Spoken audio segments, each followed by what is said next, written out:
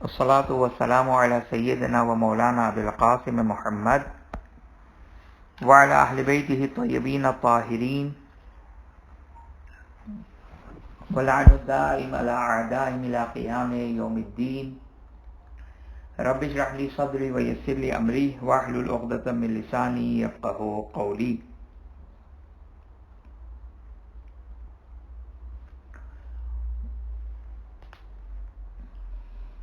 ہماری گفتگو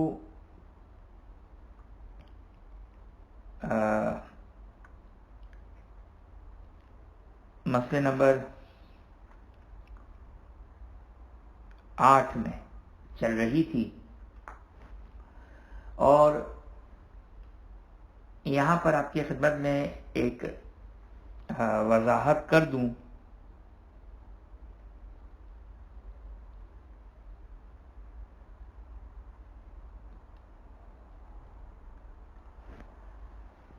تقلید کا جو معنی بیان ہوا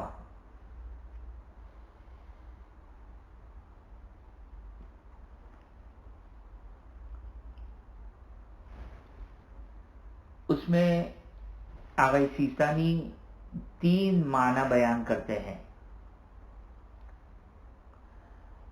نمبر 1،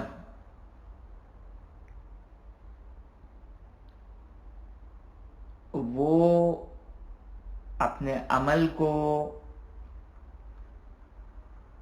مجتہد عالم کے فتوے کے مطابق قرار دے،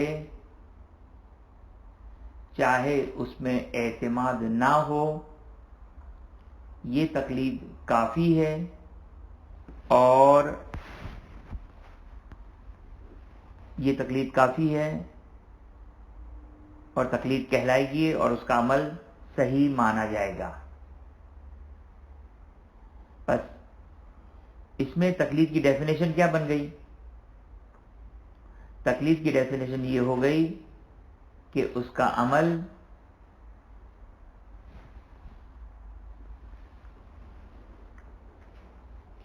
عمل جو ہے وہ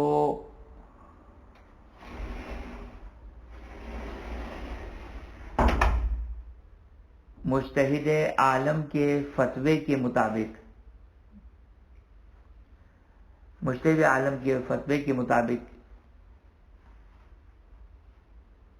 اس کے فتوے سے میچ ہو جائے، یہ تقلید ہو جائے گی.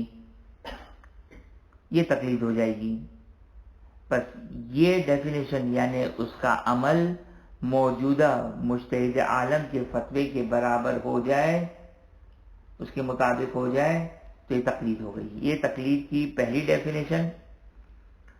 اور اس کی امپلیمنٹیشن کہاں پر چلے گی؟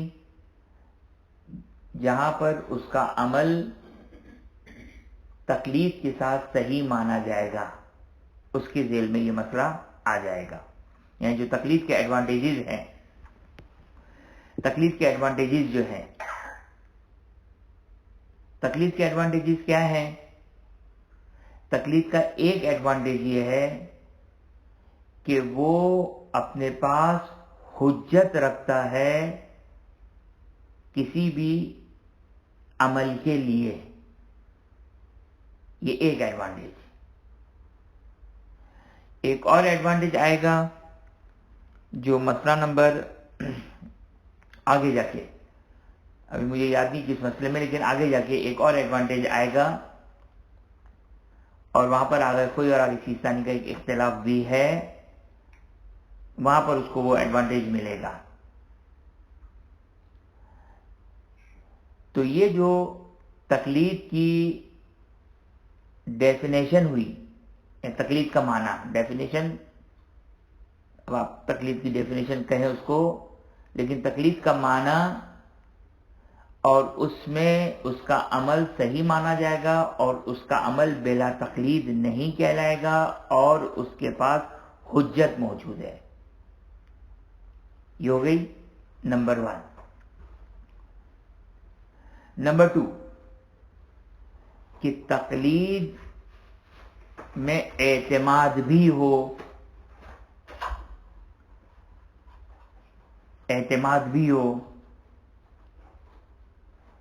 تو اب یہ کہاں پر ہوگا؟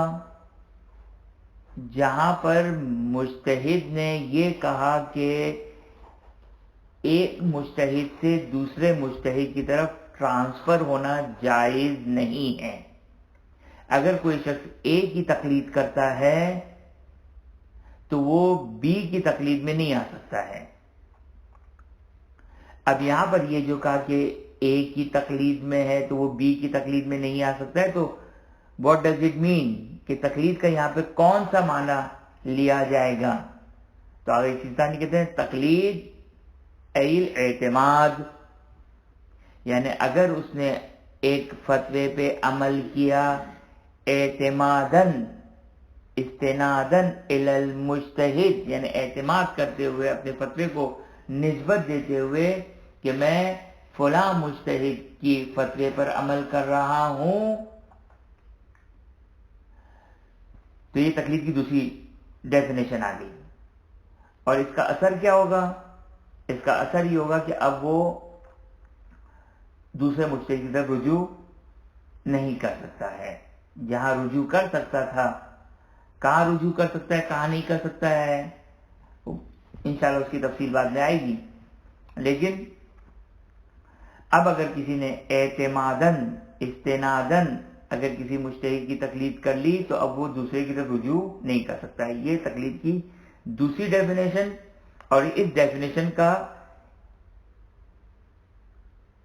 اثر امپلیمنٹیشن کیا ہے کہ عدم و جواز رجوع، یعنی رجوع کرنا ایک مجتہد سے دوسرے مجتہد کی طرف جائز نہیں ہے. یہ ہو گئی تقلید کے دو معنی. تقلید کا تیسرا معنی آگے سیستانی فرماتے کہ الالتزام. الالتزام، التزام کس کو کہتے ہیں؟ التزام کا مطلب یہ ہے کہ انسان یہ اپنے آپ کو پابند قرار دے کہ میں فلاں مجتہد کے فتووں کو فالو کروں گا. ابھی نہ سیکھا، نہ عمل کیا، نہ توضیح المسائل خریدی، نہ مسائل سیکھے، کچھ نہیں. نیت کی کہ آج سے میں اپنے عمل کو فلاں مجتہد کے مطابق انجام دوں گا. اگر یہ والی اگر تقلید کی ہے تو اب اس کی امپلیمنٹیشن کیا ہوگا، اس کا اثر کیا ہوگا؟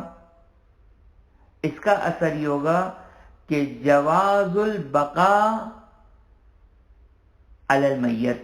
یعنی کیا مطلب؟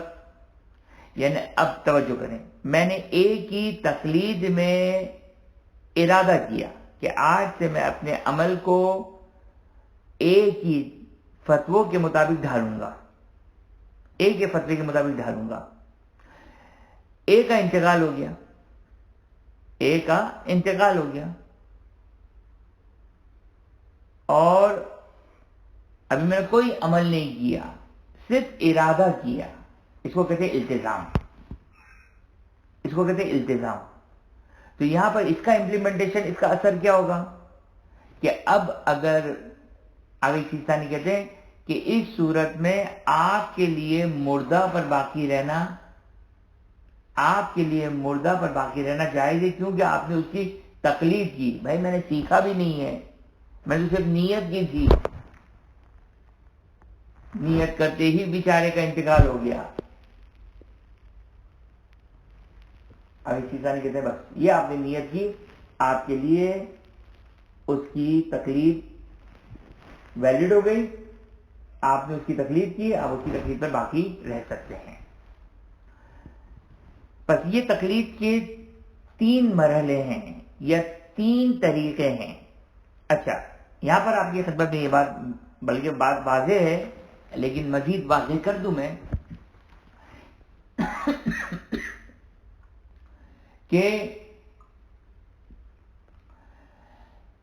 اس میں جو سب سے لیسٹ ہے، سب سے کم ترین ہے، وہ کون سا ہے؟ وہ سب سے پہلا والا. یعنی آگے سیستانی یہ نہیں کہتے ہیں کہ آپ وہی کریں، نہیں، آپ سیکنڈ والا معنی کریں، تھرڈ والا معنی کریں، کوئی فرق نہیں پڑتا ہے۔ اچھا، یہاں پر آپ کی خدمت میں ایک اور بات عرض کروں جو آگے سیستانی نے کسی عروا یا منہاج میں اس نقطے کی طرف اشارہ نہیں کیا، لیکن بظاہر ایسا لگتا ہے۔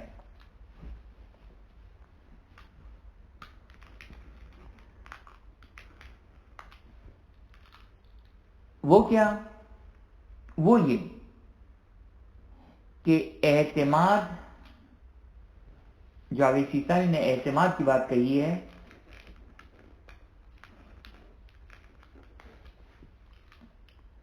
آگے سیستانی نے جو اعتماد کی بات کہی ہے اس میں التزام آٹومیٹک آ جائے گا۔ یعنی اگر ہم اس کو اس طریقے سے دیکھیں کہ سب سے چھوٹا مرحلہ کیا ہے، وہ ہے ایک طریقے سے التزام ہے، کہ التزام میں تو اس نے فقط ارادہ کیا، یعنی اصل میں میں آپ کی خدمت میں عرض کروں، التزام میں کیا ہے، میں نے ارادہ کیا کہ میں اے کو آج سے فالو کروں گا، یہ التزام ہو گیا۔ اس کا ایڈوانٹیج ہم نے کیا بیان کیا کہ اگر اے کا انتقال ہو گیا تو آگے سیستانی کہتے کہ چونکہ تم ملتزم ہو گئے تھے، اپنے آپ کو پابند کر لیا تھا نیت میں، اب اس پر باقی رہو، چاہے تم نے اس کے مطابق عمل نہ بھی کیا ہو۔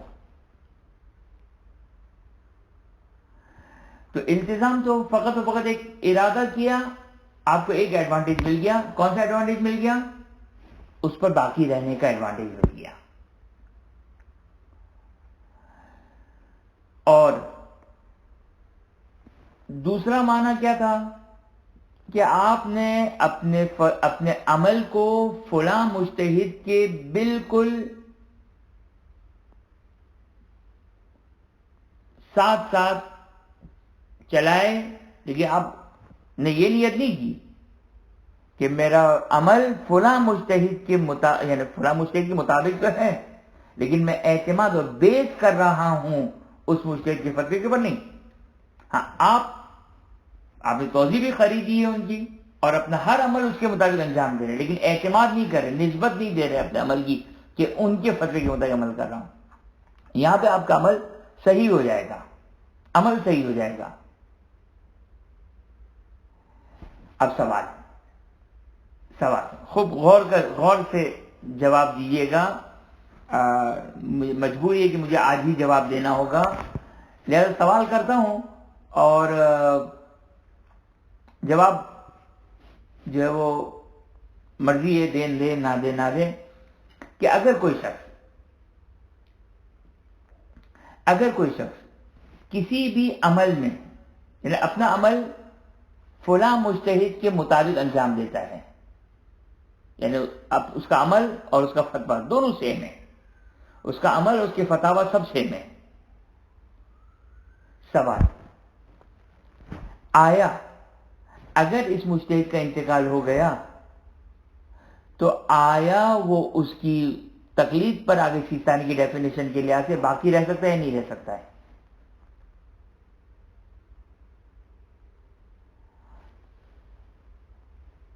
خوب،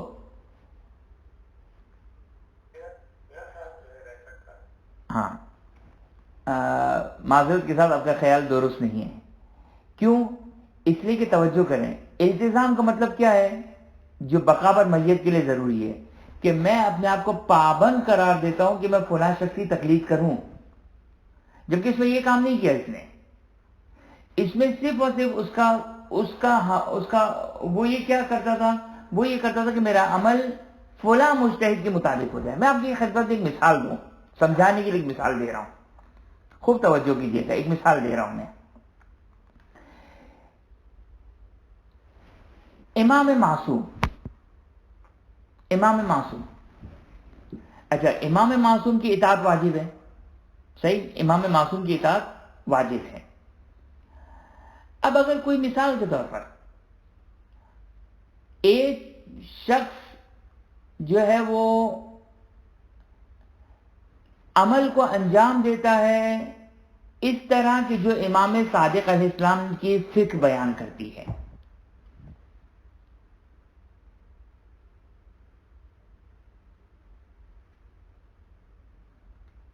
جو امام صادق علیہ السلام کی فقہ ہے،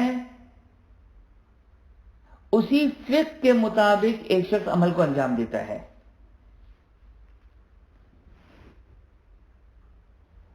سوال،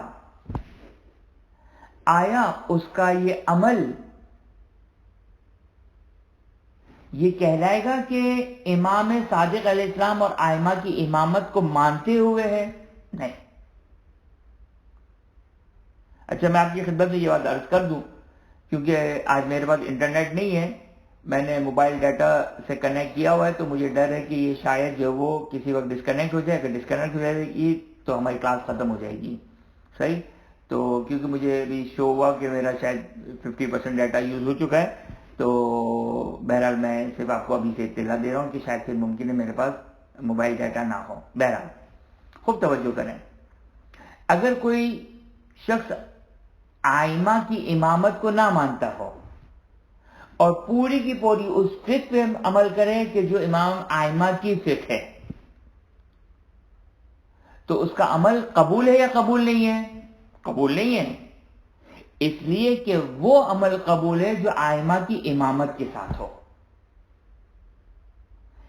یہاں پر بھی اسی طریقے سے ایک شخص ایک ہی تقلید کرتا ہے لیکن صرف فالوئنگ ہے، یعنی اپنا پورا عمل اس کے فتاوی کے مطابق ہے، لیکن بے عنوان ہے یہ کہ یہ میرا مجتہد ہے، میں ان کو فالو کر رہا ہوں، بیس کر رہا ہوں ان کے فتوے کے اوپر، ویسا نہیں ہے.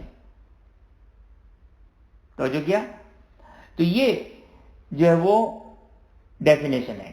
اور اس کا اثر کیا ہوگا؟ اس کا اثر یہ ہوگا کہ اگر ان کا انتقال ہو گیا تو باقی نہیں رہے گا یہ ان کی تکلیف. کیوں؟ اس لیے کہ اس نے اپنی زندگی میں کبھی بھی ملتزم نہیں ہوا ہے. ہاں، عمل کیا ہے ان کے فتوے کے مطابق. بہرحال یہ آگے سیستانی نظر ہے اور بیان کر دیا ہم نے، اور اس کا اثر بھی ہم نے بیان کر دیا. کیا ہے اثر؟ توجہ کیجیے گا. اس کا اثر یہ ہوا، اب توجہ کریں. اب یہ مسئلہ آگے سیستانی کے جو مقلدین ہیں، فرسٹ ہینڈ مقلدین، تازہ مقلدین، ان کے لیے مسئلے کا فائدہ نہیں ہے. یہ مسئلے کا فائدہ ہوگا کہ اگر کوئی شخص آگے خوئی سے، آگے حکیم سے، آگے خمینی سے، XYZ کسی سے بھی اگر وہ آتا ہے آگے سیستانی کی طرف، تو اس صورت میں اس کو ایڈوانٹیج ملے گا. لیکن یعنی یہ سارے مسائل کا جو مسائل بیان کیے ہیں آگے سیستانی، در حقیقت یہ آگے سیستانی مسئلہ بیان کر رہے ہیں ان کے لیے. آگے سیستانی کے جو اصل مقلدین ہیں، جو ان کے اصل مقلدین ہیں، ان کے لیے مسئلے کا کوئی ایڈوانٹیج نہیں ہے، بلکہ آگے سیستانی کے مقلد اگر خدا نہ خواستہ آگے سیستانی کا اگر انتقال ہو جاتا ہے، تو اب وہ جس مجتہد کی تکلیف کریں گے ان کا فتویٰ دیکھنا ہوگا کہ وہ کیا آگے سیستانی کے فتاوی کے ساتھ مطابقت کرتے ہیں اور ان کی رائے کو قبول کرتے یا نہیں کرتے، تو وہ ان کو دیکھنا ہوگا. بہرحال ہم نے مسئلہ نمبر 8 میں مسئلہ نمبر 8 بھی پڑھ لیا تھا، مسئلہ نمبر 9 بھی پڑھ لیا تھا. مسئلہ نمبر 8 اور 9 تو ہم نے چھوڑ دیا تھا، یعنی 8 کا ایک حصہ پڑھا تھا. مسئلہ نمبر 10 بھی ہم نے پڑھ لیا تھا. مسئلہ نمبر 11 یہ تھوڑا سا مشکل مسئلہ ہے اور بہت امپورٹنٹ مسئلہ ہے، بہت اہم مسئلہ ہے. شاید ممکن ہے بلکہ یقینی طور پر ان لوگوں کے لیے مسئلہ کسی کام کا نہیں ہے جو ہمیشہ سے اپنے بالغ ہونے سے تقلید کر رہے ہیں. ان کے لیے مسئلے کا کوئی فائدہ نہیں ہے. اچھا، پراپر تقلید کر رہے ہیں جو انشاءاللہ اس کی تفصیل آئے گی کہ پراپر تقلید کا مطلب کیا ہے. پراپر تقلید کا مطلب کیا ہے اس کو ہم بعد میں بیان کریں گے، لیکن جو پراپر تقلید کر رہے ہیں ان کے لیے مسئلہ کسی کام کا نہیں ہے. یہ مسئلہ کن لوگوں کے لیے ہے؟ جنہوں نے یا تو تقلید ہی نہیں کی اور آج آگے سیستانی کی تقلید شروع کی، یا انہوں نے غلط تقلید کی اور اب انہوں نے مثلا آگے سیستانی کی تقلید کی. تو ان کے اعمال کے بارے میں کیا حکم ہے، ان کی گزشتہ اعمال کے بارے میں کیا حکم ہے، یہ مسئلہ اس سے ریلیٹ کرتا ہے. اور میں مسئلہ نمبر 11 کو بیان کر دیتا ہوں کہ اگر کوئی شخص کسی مجتہد کی تقلید کرے. اچھا، اب یہاں پر مسئلہ پہلے بیان کر دیتا ہوں. اگر کوئی شخص کسی مجتہد کی تقلید کرے اور پھر شک کرے کہ آیا وہ جامع الشرائط ہے یا نہیں، تو واجب ہے کہ وہ تحقیق کرے. یہاں پر آپ کی خدمت میں جو لوگ تھوڑی بہت فقہ جانتے ہیں ان کے لیے ایک مسئلے کی وضاحت کر دوں. اور یہ مسئلہ جو بھی میں آپ کی خدمت میں بیان کرنے جا رہا ہوں، شاید ممکن ہے مسئلہ نمبر 11 کا ہم شاید یہی ایک قانون آپ کی خدمت میں بیان کر رہے ہیں. قانون، توجہ کریں، ہمارے پاس ایک قانون ہے. اس قانون کا نام کیا ہے؟ قاعدہ استصحاب. قانون استصحاب. قانون استصحاب کس کو کہتے ہیں؟ قانون استصحاب اس کو کہتے ہیں کہ آپ کو ایک چیز کے بارے میں یقین ہے، اب شک ہے کہ آیا گزشتہ جو سچویشن تھی وہ سچویشن اب بھی باقی ہے یا باقی نہیں ہے. تو ہمارے پاس روایات بھی ہے، فقہا کے فتاوا بھی ہے کہ فقہا یہ کہتے ہیں کہ آپ اسی گزشتہ حالت کو کھینچ کر لے کر آئیں آج تک، اور اپنے آپ کو اسی گزشتہ حالت کے اوپر ہی باقی رکھیں. اب اس کی میں آپ کی خدمت میں کم از کم 3 مثالیں دیتا ہوں، 2 آؤٹ آف کورس اور تیسری ہماری تقلید سے ریلیٹڈ. مثال کے طور پر ایک شخص باوضو تھا. اب اس کو شک ہے کہ میرا وضو ٹوٹا یا نہیں ٹوٹا. تو کہا کہتے کہ آپ اپنے آپ کو باوضو سمجھے اور اسی حالت میں آپ جائیے نماز پڑھیے، آپ کی نماز صحیح ہے. اب اگر بعد میں اگر پتہ چل گیا کہ وضو نہیں ہے تو پھر اس نماز کو دوبارہ پڑھنا پڑے گا. اس نماز، وہ جو نماز پڑھی آپ نے وہ نماز پڑھنی پڑے گی. لیکن اگر نہیں پتہ چلا، معلوم ہوتا ہے بعضوں کا انسان کو کہ کہاں سے پتہ چلے گا مجھے. جیسے بعضوں کا ہوتا ہے کہ انسان کو ایک اونگ آ گئی اور ایسا محسوس ہو گیا شاید وضو ٹوٹ گیا ہو. تو کہا کہتے ہیں کہ شاید یقین نہیں آپ کو، اپنے آپ کو باوضو سمجھے اور جائیے نماز پڑھی اور نماز آپ کی صحیح ہوگی. یہ کس قاعدے کی بنا پر ہے؟ اس قاعدے کا نام ہے قاعدہ استصحاب. دوسری مثال دوں میں آپ کو کہ مثال کے طور پر ایک چیز نجس تھی. ایک چیز نجس تھی. اب آپ کو شک ہے کہ وہ چیز پاک ہوئی یا نہیں، بیگم نے وہ چیز مثلا پاک کی یا نہیں. شک ہے تو پہلے نجس تھی، اب آپ کو شک ہے تو ابھی بھی اس کو آپ نجس ہی تصور کریں، اس کو نجس ہی مانیں. یا اسی طرح پاک، کہ ایک چیز پہلے پاک تھی، اب شک ہے کہ آئے وہ چیز نجس ہوئی یا نہیں ہوئی، تو پہلے طہارت پاک کی اور اب بھی اسے آپ شک کی صورت میں پاک ہی مانیں. یہ ہو گئی نجاست و طہارت کو ملا کر ایک مثال وضو کی.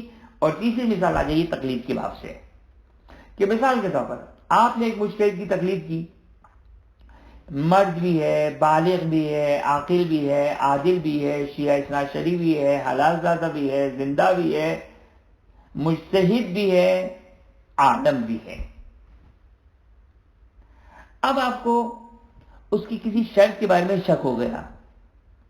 مثال کے طور پر آپ کو یہ شک ہو گیا کہ شاید اس کا انتقال ہو گیا، یہ ریومرز اٹھی. اچھا، یہ تو عام طور پر پتہ بھی چل جاتا ہے. یا مثال کے طور پر آپ کو پتہ چلا کہ اس کا ذہنی توازن صحیح نہیں ہے. 100 سال کی عمر ہو گئی، 110 سال کی عمر ہو گئی، پتہ چلا کہ شاید ذہنی توازن صحیح نہیں ہے. ظاہر ہے یعنی عقل زائل ہو جانا، کوئی امام تو نہیں ہے، مجتہد ہو سکتا ہے، بالکل ہو سکتا ہے. اور ایسے تاریخ میں ایک ایج ہوتی ہے انسان کی، ہو جاتا ہے ایسا کہ انسان اپنے آخری عمر میں کوما میں چلا جاتا ہے. ہمارے بھی مراجعین کیونکہ ایک عام انسان ہے، ہوتا ہے ایسا. اب آپ کو شک ہے کہ پتہ نہیں مجتہد ابھی اپنے ہوش و حواس میں ہے یا نہیں ہے. تو گزشتہ حالت کیا تھی؟ بالکل صحیح و سالم، عقل و شعور، بہت زیادہ عقل و شعور رکھنے والا. اب آپ کو یہ شک ہے، تو اس میں شک کیا ہو گیا کہ آیا اب بھی وہ جامع الشرائط، جیم الف جا میم عین، جامع الف شین، الف لام شین رے الف حمزہ اور توئن، شرائط، جامع الشرائط مجتہد. ہمیشہ آپ دیکھیں گے فقہا لکھتے ہیں جامع الشرائط مجتہد کی تقلید ہونی چاہیے، جامع الشرائط مجتہد کی تقلید ہونی چاہیے. یعنی جامع الشرائط یعنی مرد بالغ عاقل عادل سیاست شرعی حلال زادہ زندہ مجتہد اور عالم ہونا چاہیے. یہ جامع الشرائط مجتہد ہے. بس ہم نے جب تقلید کی تو جامع الشرائط تھا. اب شک ہو رہا کہ آیا اس کی کوئی شرط فاقد تو نہیں ہو گئی، کوئی شرط ختم تو نہیں ہو گئی، تو اسی کو استصحاب کریں گے اور کہیں گے کہ اب بھی باقی ہے. ان 3 یا 4 مثالوں کو جو ہم نے آپ کی خدمت میں عرض کیا، اس کو کیا کہتے ہیں؟ قاعدہ استصحاب، قانون استصحاب یا قاعدہ استصحاب. خب یہ تو جو تھوڑی بہت فقہ جانتے ہیں وہ شاید ممکن اس اصطلاح سے بھی واقف ہوں. اس کے اگینسٹ میں ایک اور قانون ہے، اس قانون کا نام ہے قاعدہ یقین. مسئلہ نمبر منہاج کا مسئلہ نمبر 11. اب میں آپ کی خدمت میں عرض کرتا ہوں، دوبارہ سے پڑھتا ہوں.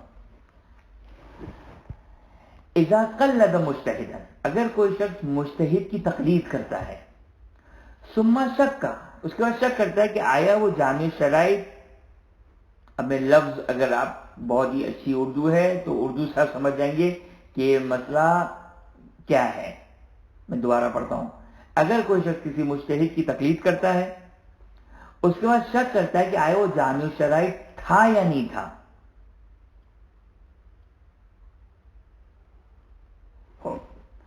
قاعدہ استصحاب میں کیا ہوتا ہے؟ تھا نہیں ہوتا ہے میں نے وضو کیا تھا، اب وضو ہے یا نہیں، تو یہاں پہ قاعدہ استصحاب جاری ہے. قاعدہ یقین میں کیا ہوتا ہے کہ آپ کو پہلے یقین ہوتا ہے، بعد میں آ کر آپ کو وہ یقین ہی ڈاؤٹ فل ہو جاتا ہے. مثال دوں میں آپ کو، مثال کے طور پر آپ کو ابھی تک یقین تھا کہ 8 بجے آپ نے وضو کیا ہے، 8 بجے آپ نے وضو کیا ہے، 12:30 ہو گئے، ظہر کا ٹائم ہو گیا، آپ کو شک ہے کہ میرا وضو ٹوٹا یا نہیں ٹوٹا، آپ نماز پڑھ لیں. اب آپ کو یہ کہ میرا وضو ہے، وضو ہے، وضو ہے، آپ کو یقین ہے کہ میرا وضو ہے. جیسے ہی 12:30 ہوئے آپ کو شک ہے واقعی میں نے آج وضو کیا یا نہیں کیا. ڈیلی تو وضو کرتا ہوں صبح 8 بجے، آج بھی میں نے وضو کیا یا نہیں کیا. اب آپ کو یقین تھا، آدھے گھنٹے، 15 منٹ، 5 منٹ پہلے تک یقین تھا. اب خود وہ یقین جو کہ وہ خطرے میں پڑ گیا، اب اسی یقین میں ڈاؤٹ ہو گیا. یہ قاعدہ استصحاب نہیں ہے، یہ قاعدہ استصحاب نہیں ہے. یہاں پر اس کو کہتے ہیں شک جاری، شک ساری، معذرت کے ساتھ شک ساری، یعنی شک سرایت کر گیا اس یقین میں، یعنی وہ یقین ہی آپ کا ختم ہو گیا. جبکہ قاعدہ استصحاب میں کیا ہے؟ اب یقین کے ساتھ کہہ سکتے کہ میں نے 8 بجے 100% ہی وضو کیا تھا، مجھے تو یہ شک ہے کہ ابھی ٹوٹا یا نہیں ٹوٹا، یا 8 بجے کے بعد ٹوٹا یا نہیں ٹوٹا. تو وہاں پہ قاعدہ استصحاب جاری ہوگا. قاعدہ یقین میں کیا ہوتا ہے؟ قاعدہ یقین میں آپ کا وہ یقین خراب ہو گیا. جب خراب ہو گیا تو آپ کہاں کھڑے ہیں؟ 0، صفر پہ کھڑے. یعنی کیا مطلب؟ یعنی اگر آپ کو یقین تھا کہ وضو کیا ہے، وضو کیا ہے، وضو کیا ہے، وضو کیا ہے، وضو کیا ہے، وضو کیا، جیسے اب نماز کے لیے مصلی پہ کھڑے ہوئے آپ کو شک ہو رہا ہے کہ میرا وضو ٹوٹا یا نہیں ٹوٹا، یہ شک نہیں ہے تو قاعدہ استصحاب جاری ہو جائے گا. آپ کو یہ شک ہے کہ میرا وضو، میں نے وضو آج کیا تھا یا نہیں کیا تھا، وہ یقین کی عمارت ہی منہدم ہو گئی، ختم ہو گئی وہ عمارت. جائیے، آپ کے پاس کوئی دلیل نہیں وضو ہونے کی، جائیے وضو کیجئے اور وضو کر کے جو وہ نماز پڑھیے. آپ سمجھیے کہ اپنے آپ کو بلا وضو، بغیر وضو کے سمجھے. یہاں پر بھی اسی طریقے سے کہ اگر کسی شخص کو یہ شک ہو جائے کہ وہ جامع الشرائط تھا یا نہیں تھا، نہ کہ ہے یا نہیں، الگ الگ ہے. اگر ہے میں شک ہے کہ جامع الشرائط ہے یا نہیں تو اس صورت میں تو قاعدہ استصحاب جاری ہو جائے گا. لیکن جامع الشرائط تھا بھی یا نہیں تھا جب میں نے تقلید کی، میں تو سمجھتا رہا کہ جامع الشرائط ہے، اس سے بڑا جو کہ وہ عالم زمان کوئی نہیں ہوگا. آج پتہ چلا بابا وہ تو مجتہد ہونا اس کا جو کہ معلوم نہیں ہے، مثلا اس کا جو کہ وہ عالم ہونا معلوم نہیں ہے. اب آپ کو اب یہاں پر قاعدہ استصحاب جاری نہیں ہوگا، جائیے اثر نو تحقیق کریں، اثر نو تفاحص کریں، دوبارہ سے تحقیق کریں. اگر وہ نکل آیا تو خوب بہت اچھی بات ہے، اگر وہ نہیں نکلا تو اب آپ کو زندہ مجتہد یعنی جو دوسرا مجتہد عالم ہے جو آپ کی تحقیق کے مطابق عالم نکلے گا اس کی تقلید جو وہ آپ کے لیے ضروری ہو جائے گی. خوب اب توجہ کریں، یہیں سے وہ مسئلہ جو وہ ہم مسئلے میں داخل ہو رہے ہیں جو پیچیدہ مسئلہ ہے. اگر وہ نکل آیا تو سبحان اللہ، اگر وہ نکل آیا تو سبحان اللہ. لیکن اگر وہ مجتہد آپ کی تحقیق کے لحاظ سے مجتہد عالم جامع شرائط نہیں ہے تو اس کا مطلب کیا ہو گیا؟ اس کا مطلب یہ ہو گیا کہ آپ اس صورت میں واجب ہیں کہ آپ اب مجتہد جامع شرائط کی تقلید میں جائیے. ابھی تک آپ ایک کی تقلید کر رہے تھے، آپ نے آج تحقیق کی، پتہ چلا کہ جامع شرائط نہیں ہے، عالم نہیں ہے مثلا. اب آپ کے لیے واجب ہے کہ جو عالم ہے فار ایگزامپل بی اس کی طرف جائیے. اب آپ کہاں کھڑے ہیں؟ 10 سال کی عبادت، 15 سال کی عبادت. اب آپ کو ٹینشن ہے کہ وہ 10 سال کی عبادت آپ کی صحیح ہے یا صحیح نہیں ہے. واضح یہاں تک ہو. بس اب اچھا یہ تو وہ تھا کہ جو جامع شرائط نہیں تھا. بعض اوقات لوگ سوال کرتے ہیں کہ ہمیں شعور بعد میں آیا، 25 سال کی عمر میں، 20 سال کی عمر میں، 30 سال کی عمر میں، آج تک انہوں نے تقلید نہیں کی تو ہمارے عمل صحیح ہے صحیح نہیں. جب لوگ اس طرح سوال کرتے ہیں اور توقع کرتے ہیں کہ ہم ان کو ہاں یا نہیں میں جواب دیں، پاسبل نہیں ہے. یہ ممکن نہیں کہ ہم ان کو یس اور نو میں جواب دے دیں. خود ابھی آپ ملاحظہ فرمائیں گے کہ کیا کمپلیکیشنز ہیں کہ ہمیں خود خوف آ رہا ہے اس مسئلے کو بیان کرتے ہوئے. لیکن چونکہ یہ مسئلہ بہت کام کا مسئلہ ہے، یہ مسئلہ کام کا مسئلہ ہے. ابتدائی طور پر ہم اس کو 2 حصوں میں ڈیوائیڈ کرتے ہیں. اس مسئلے کو 2 حصوں میں ڈیوائیڈ کریں. پہلی سچویشن، ہمیں اپنے گزشتہ اعمال کی تصویر معلوم ہے کہ ہم نے جو اعمال انجام دیے ہیں اس اعمال کی تصویر کیا ہے ہمیں سب معلوم ہے. ہم نے کس چیز کا خیال رکھا، کس چیز کا خیال نہیں رکھا. جیسے بعض اوقات کیا ہوتا ہے، انسان شک کرتا ہے کہ پتہ نہیں میں نے بچپن میں 9 سال کی عمر میں، اگر مثال کو ایک بچی، ایک خاتون ہے جو ابھی اور اپنے بچپنے کے بارے میں کہتی ہے کہ میں نے 9 سال کی عمر سے روزے تو رکھے ہیں لیکن یاد نہیں کہ روزے کے درمیان کوئی پانی پی لیا یا نہیں پیا، یا چلے روزے تو رکھے تھے اور ابھی یہ یاد نہیں ہے کہ مثلا جو کہ وہ مثلا فلاں جو روزے کو توڑنے والی چیز ہے اس سے ہم نے اجتناب کیا تھا یا نہیں کیا تھا آج نہیں معلوم ہے. ٹھیک ہے، صورت معلوم نہیں ہے. تو ایک سچویشن، فرسٹ سچویشن کیا ہے کہ صورت معلوم ہے. سیکنڈ سچویشن، صورت معلوم نہیں ہے. یہ 2 سچویشن ہو گئی آپ کے سامنے. واضح یہاں تک؟ یا تو صورت معلوم ہے، وہ عمل کی کیفیت معلوم ہے، یا عمل کی کیفیت معلوم نہیں ہے. اب آئیے اے کو ہم یہاں پر سامنے بورڈ پر لے کر آ جاتے ہیں. اے کی کیفیت ہمیں معلوم ہے. اس کے اندر پھر 2 حصوں میں ڈیوائیڈ کریں.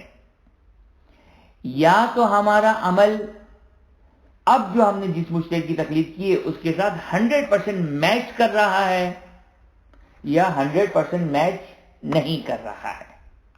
اگر 100% میچ کر رہا ہے تو کوئی پرابلم نہیں ہے، آپ کا عمل صحیح ہے. یہاں پر اجازت دیں تو میں ایک بریکٹ میں ایک بات کہوں. اگر آپ لوگ یہ ساتھ ساتھ اگر گراف بنا رہے ہو، یعنی یہ اگر چارٹ بنا رہے ہو تو بہت ہی ایزی رہے گا. میں دوبارہ سے ریوائز کرتا ہوں. آپ لوگ اگر کاپی پینسل نہیں ہے تو کاپی پینسل ہاتھ میں رکھ لیں. میں دوبارہ سے اس کو شروع کرتا ہوں. یا تو عنوان معلوم ہے کہ ایک شخص غلط یا بغیر تقلید کے اعمال کو انجام دیتا رہا، اس کے اعمال کے بارے میں کیا حکم ہے. دو حصوں میں ڈیوائڈ کریں. یا تو اس عمل کی صورت کیفیت معلوم ہے یا معلوم نہیں ہے. اگر معلوم ہے تو پھر دو حصوں میں ڈیوائڈ کریں. معلوم ہونے کی صورت میں اس کو پتا ہے کہ میرا عمل آج جو مجتہد ہے اس مجتہد کے فتوے کے بالکل سیم ہے. صحیح. دوسری سچویشن یہ ہے کہ ظاہر ہے سیم نہیں ہے، تو ابھی ہم دوسری سچویشن پہ بعد میں ڈسکس کرتے ہیں. سیم کی صورت میں ایک نقطہ آپ کی خدمت میں عرض کر دوں بریکٹ میں، کہ وہ یہ نہیں دیکھے گا کہ میں جس مجتہد کی تقلید کرنی تھی اس کے فتوے کے مطابق ہے یا اس کے فتوے کے مطابق نہیں ہے.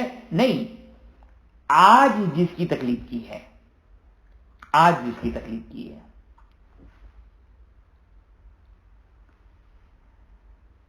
امید ہے. چلیں میں بریکٹ والی بات نہیں کرتا تاکہ بات پیچیدہ نہ ہو، لیکن آپ کی ہوش و حواس کا ایک امتحان لینا چاہتا ہوں کہ وہ جو میں بریکٹ والی بات کرنے جا رہا تھا، یہاں پر کسی کے ذہن میں کوئی آگے سیستانی کے فتوے میں کوئی ٹکراؤ سا نظر آ رہا ہے یا نہیں آ رہا ہے؟ کہ ٹکراؤ تو نہیں ہے، لیکن ایک تھوڑا سا ایک کوشچن مارک ہے. لہذا میں اس بریکٹ کو بیان کیے بغیر ہی کلوز کر دیتا ہوں. صرف آپ کے بعد میں اگر کسی نے سوال کیا تو شاید ممکن ہے جواب دے دوں میں. تو بہرحال دوسری سچویشن میں پہلی سچویشن کیا تھی کہ میرا عمل آج کے مجتہد کے فتوے کے مطابق نکل آیا، تو اس کی لاٹری کھل گئی، اس کے سارے اعمال صحیح ہو گئے. اب آئیے اس کے دوسرے حصے میں کہ نہیں ایسا نہیں نکلا، غلطیاں ہیں. صحیح ہے کہ ظاہر ہے ایسا تو نہیں ہوتا ہے کہ از اول تاخیر پوری کی پوری نماز ہی غلط تھی. نہیں، غلطی ہوئی ہے. تو اب یہ دیکھنا ہے کہ وہ غلطی کس ٹائپ کی ہے. غلطی کس ٹائپ کی ہے؟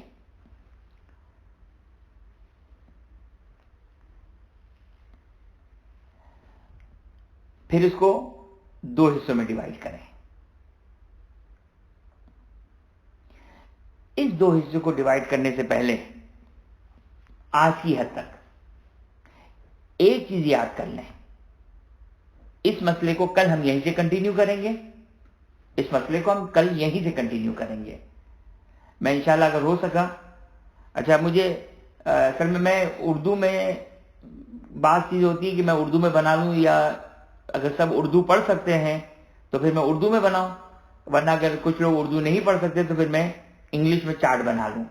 تو یہ مجھے گروپ میں بتا دیے گا، کسی طرح بتا دیے گا کہ انگلش میں بھیج دیں، تو میں انگلش میں جو کہ وہ انگلش سے مراد نہ کہ انگلش میں بلکہ وہ رومن انگلش میں جو کہ وہ میں اس کا گراف بنا دوں گا. بہرحال میں انشاءاللہ اس کو رومن انگلش میں کوشش کر کے جو وہ آپ کو سینڈ کر دوں گا. ایسے یہ والا مسئلہ، اس مسئلے کو ہم کل کنٹینیو کریں گے. آج صرف دو اصطلاحاتوں کو، دو موٹے موٹے لفظوں کو یاد کر لیں جو فقہ میں بہت جگہوں پر کام آتا ہے، یعنی بہت جگہوں پر استعمال ہوتا ہے. وہ کیا ہے؟ وہ ہے جاہل. جاہل کس کو کہتے ہیں؟ جس کو مسئلہ معلوم نہیں ہے. مسئلہ معلوم نہیں، وہ جاہل ہے. جاہل کی دو قسمیں ہیں. ایک جاہل قاصر کہلاتا ہے، قاف الف صاد ر، قاصر. جاہل قاصر. اور ایک جاہل مقصر، میم قاف دو نقطے والا، صاد ر اور سواد کے اوپر تشدید، مقصر. جاہل قاصر اور جاہل مقصر. اچھا، یہ نہ کہ مولانا آپ نے اپنا اسٹینڈرڈ بہت ہائی رکھا ہوا ہے، نہیں، یہ تو وہ بیسک چیزیں ہیں کہ جو توضیح مسائل پڑھنے والے کو معلوم ہونا چاہیے. یہ توضیح مسائل پڑھنے والوں کو معلوم ہونا چاہیے کافر و مقصر. چلیں، شاید قاعدہ استصحاب اور قاعدہ یقین جو ہم نے بیان کیا وہ شاید ممکن ہے اگرچہ فقہ میں استعمال ہوتا ہے، اور اس کا ایڈوانٹیج آپ کو خود کو ملے گا. اگر ایک بات سمجھ میں آ گئی تو اب آپ جا بجے جو فقہ پڑھیں گے، توضیح مسائل پڑھیں گے، تو آپ کو سمجھ میں آئے گا کہ فقیہ کس فتوے کے مطابق جو یہ بات کر رہا ہے، یعنی اس کے بیک آف یہ فتویٰ جو کون سا قانون ہے، تو وہ شاید ممکن ہے چلیں. لیکن قاصر اور مقصر تو یہ ایک اصطلاح ہے کہ جو بہرحال معلوم ہونی چاہیے. کس کو کہتے ہیں قاصر اور مقصر؟ جاہل قاصر اور جاہل مقصر. جاہل قاصر کہتے ہیں وہ شخص، وہ جاہل کہ جو قصوروار نہیں ہے، اس کی کوئی کوتاہی نہیں ہے، اس کی کوئی مسٹیک نہیں ہے، اس کی کوئی نااہلی نہیں ہے، کوئی کوتاہی نہیں ہے. مثال 3 مثالیں دے دیتا ہوں. 3 مثالیں جاہل قاصر کے لیے. پہلی مثال،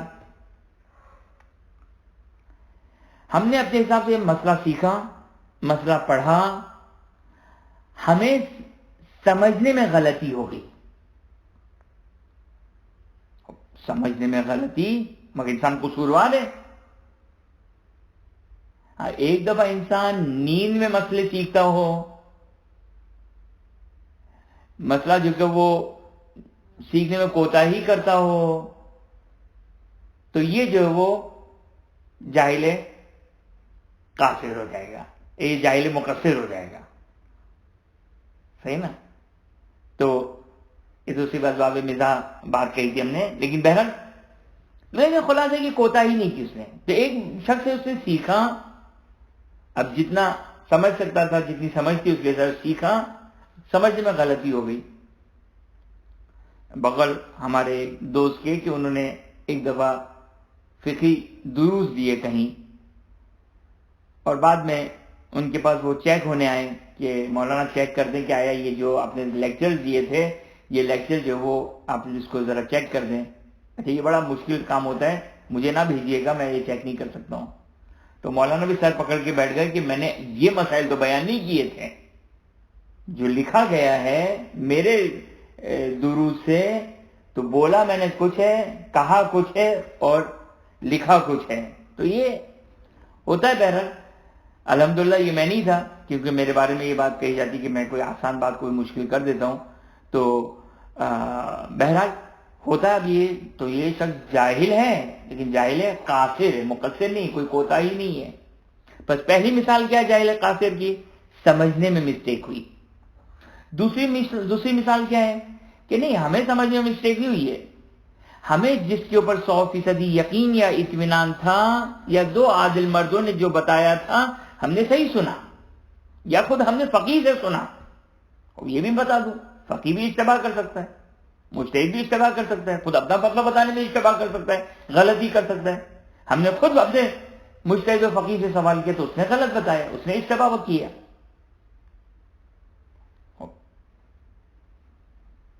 تو یہ 2 مثالیں جاہل قاصر کی مثال. یا جاہل قاصر کی تیسری مثال، چلیں 4 مثالیں دیتا ہوں. تیسری مثال، ایک شخص ایسے علاقے میں ہے جہاں پر مسئلے کی الف بے بھی نہیں ہے، اس کا ممکن ہی نہیں، اس کے لیے ممکن ہی نہیں کچھ سیکھنا.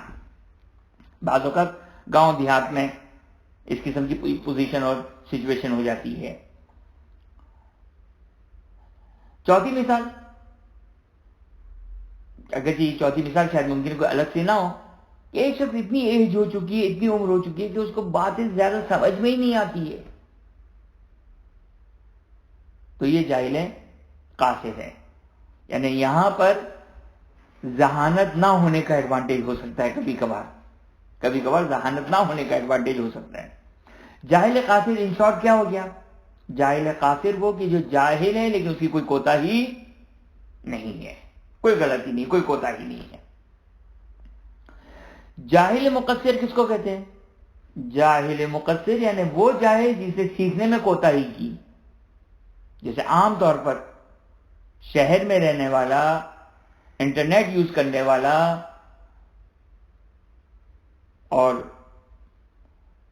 دنیا بھر کی حضرت گوگل سے جو کہ وہ معلومات لینے والا، اگر اس کے پاس فرصت اور ٹائم نہیں ہے تو مسئلے پھر جاننے کا ٹائم نہیں ہے. باقی ساری دنیا بھر کی رپورٹ اور نیوز اور خبریں جو کہ وہ اس سے ماشاءاللہ جو کہ باخبر ہیں، لیکن مسائل فقہ نہیں سیکھے تو نہیں سیکھے. اب یہ شخص چاہے مقصر ہے، مقصر یعنی تقصیر، کوتاہی کی جہالت میں، سیکھنے میں. کیوں نہیں سیکھا تم نے؟ بس یہ دو اصطلاح واضح ہو گئی، ایک جاہل قاصر ہے، ایک جاہل مقصر ہے. اب اس کی امپلیمنٹیشن کیا ہے ہمارے اس مسئلے میں، اس کو انشاءاللہ کل آپ کی خدمت میں بیان کروں گا. آج کے تک وآخر دعوانا ان الحمدللہ رب العالمین. اگر کسی کا کوئی سوال ہے تو صحیح ہے، ورنہ انشاءاللہ کل ہم یہیں سے گفتگو کنٹینیو کریں گے.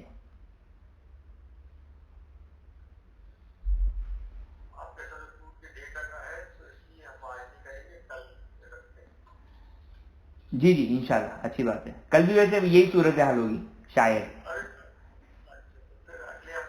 نہیں انشاءاللہ، اللہ کریم انشاءاللہ. اچھی بات ہے. اللہ حافظ. اللہ حافظ.